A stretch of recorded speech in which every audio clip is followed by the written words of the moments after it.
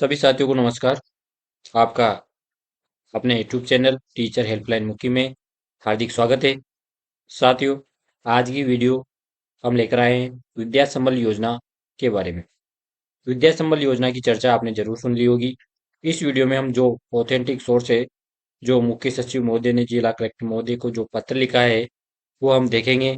और जो परिपत्र है वो हम देखेंगे कि विद्या संबल योजना क्या है। वैसे यह योजना अभी नई नहीं है, यह योजना पहले से चल रही है। हालांकि फिर ये ठंडे बस्ते में चल गई थी। हम इस परिपत्र के माध्यम से ही देख लेंगे। सीधी सी बात यह है कि जैसे केंद्रीय विद्यालय की कई बार अखबार में विज्ञापन आता है कि गेस्ट फैकल्टी की आवश्यकता है, और उसमें मानदेय भी अच्छा होता है, मगर दिक्कत वहाँ क्या होती है कि जैसे ही कोई ट्रांसफर होके या कोई नई भर्ती से शिक्षक आ जाता है तो उसकी सेवाएं स्वतः समाप्त हो जाती है।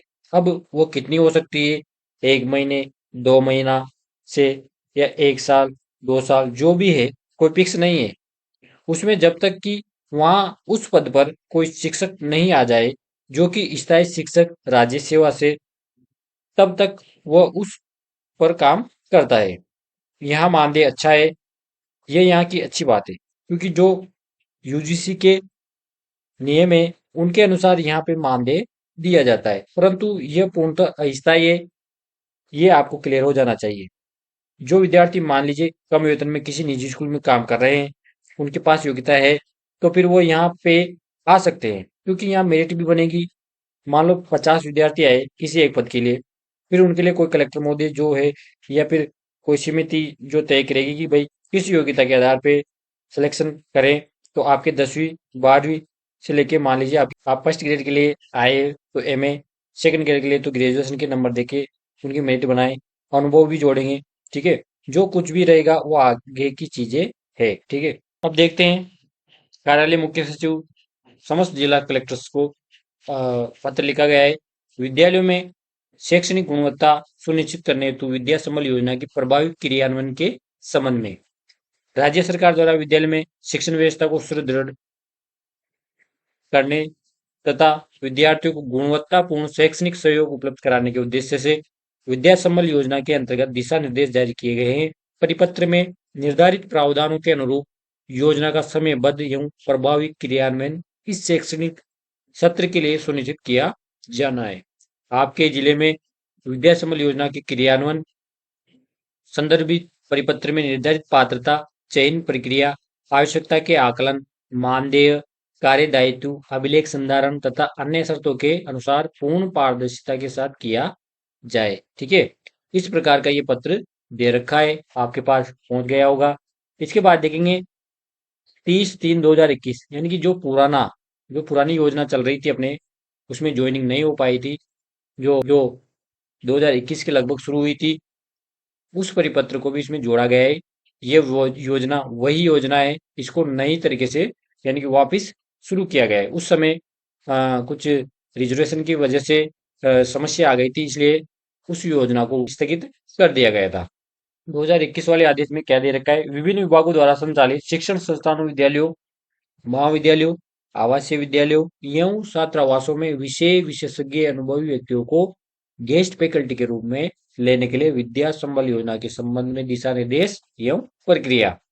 विभिन्न विभागों में शिक्षण कार्यों में शिक्षकों, प्रशिक्षकों के रिक्त पदों होने के कारण नियमित अध्यापन कार्य में व्यवधान उत्पन्न होता है एवं विद्यार्थियों के शैक्षणिक स्तर पर विपरीत प्रभाव पड़ता है। इन संस्थानों में अध्यापन व्यवस्था को सुचारू बनाने के लिए विद्या संबल योजना लागू की जा रही है।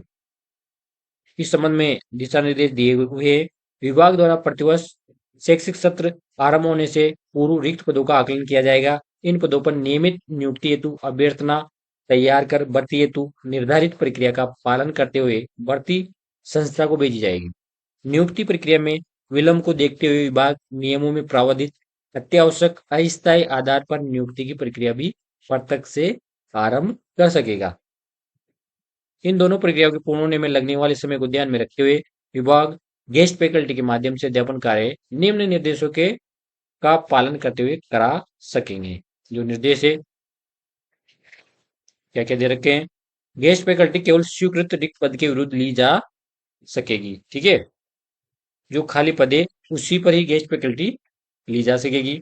संबंधित सेवा नियमों में अंकित योग्यता आदि की पात्रता रखने वाले सेवानिवृत्त कार्मिक या निजी अभ्यर्थियों को गेस्ट फैकल्टी के रूप में लगाया, किस किस को लगाया जाएगा, कौन कौन पात्र होंगे, तो कोई भी जिसने उस पद के अनुरूप पात्रता कर रखी है, ठीक है, जो बेरोजगार साथी है वह आवेदन कर सकते हैं। साथ में ही जो सेवानिवृत्त कार्मिक है वो भी उस पद के लिए आवेदन कर सकते हैं।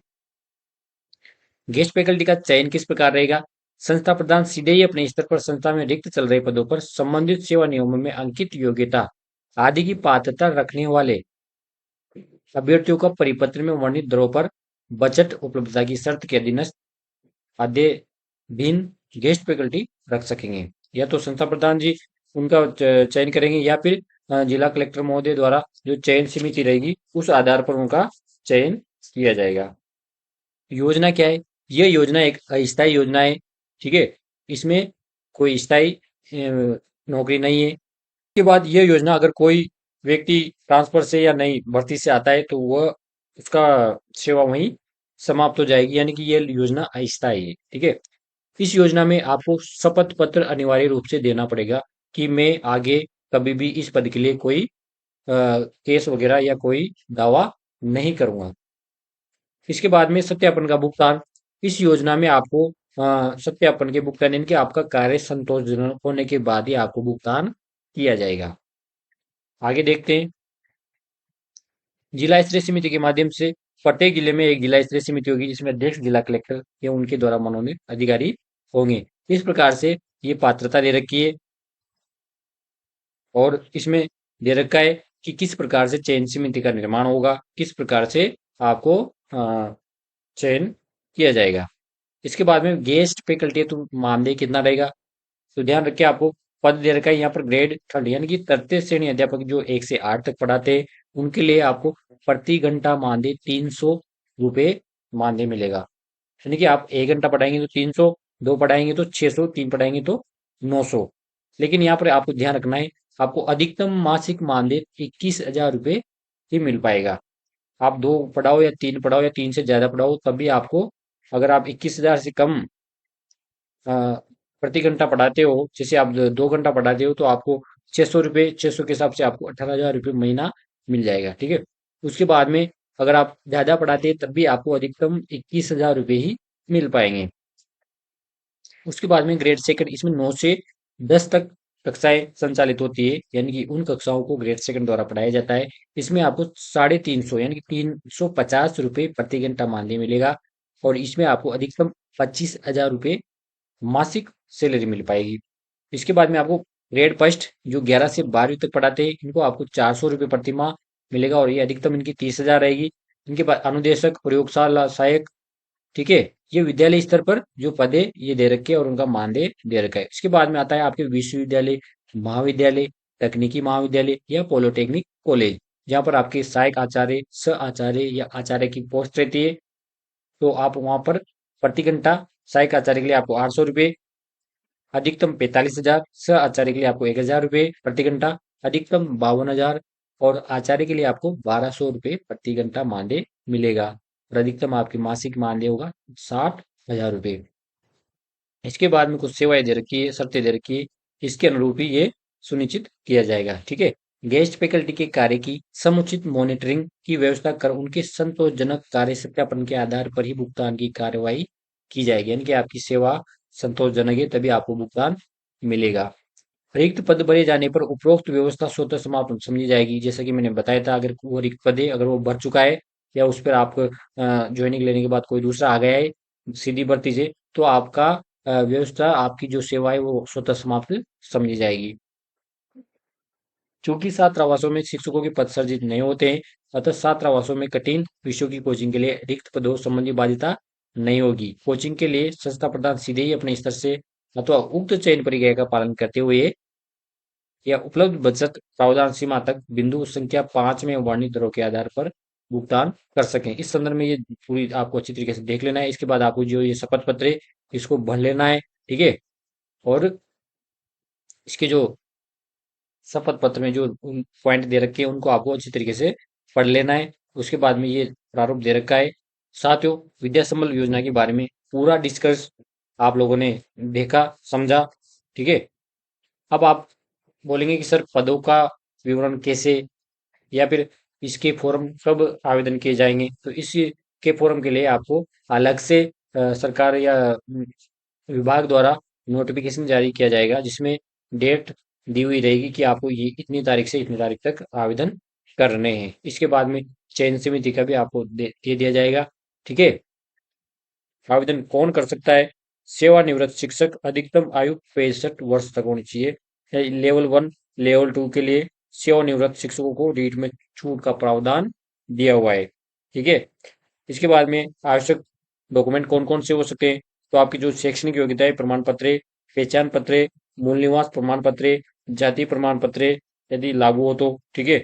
अनुभव प्रमाण पत्र, अगर आपने किसी विद्यालय में अनुभव दिया, विद्यालय में कार्य किया हो, तो वहां का अनुभव प्रमाण, दिव्यांगता प्रमाण पत्र, फोटो व अन्य दस्तावेज। साथ में आपको शपथ पत्र अनिवार्य रूप से देना है, ठीक है। आप कुछ बातें ध्यान दें, ये प्रक्रिया स्थायी नहीं है, ठीक है, सरकारी नौकरी नहीं है। रिक्त पदों पर अस्थायी रूप से नियुक्ति, मानदेय प्रति घंटा के आधार पर ही होगा। तो इस प्रकार की आपको जानकारी पहले से प्राप्त कर लेनी है, उसके बाद ही आपको आवेदन करना है। रिक्त पदों के लिए आपको सबसे पहले साला दर्पण ओपन कर लेना है। उसके बाद में आपको स्कूल्स पे या सिटीजन पे क्लिक करना है। सिटीजन पे क्लिक करते ही आपके सामने सिटीजन का विंडो ओपन हो जाएगा। इसमें आपको थोड़ा सा नीचे स्क्रॉल करना है। इसके बाद में आपको जहाँ पर जिस भी स्कूल्स में आपको पोस्ट देखनी है, आपको उसको एक सेलेक्ट कर लेना है। जैसे एलिमेंट्री या सेकेंडरी में देखनी है, तो आपको एलिमेंट्री और सेकेंडरी स्कूल्स पे क्लिक करना है।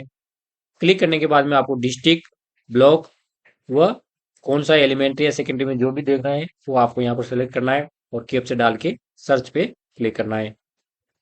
जैसे आप सर्च पे क्लिक करते हैं, तो आपके सामने स्कूल की लिस्ट नजर आ जाएगी, विलेज नजर आ जाएगा, कौन से गांव में स्कूल है, ब्लॉक नजर आ जाएगा, ठीक है। इसके बाद आप कोई से भी स्कूल पे क्लिक करके देख सकते हैं, जिस भी आप स्कूल को देखना चाहते हैं।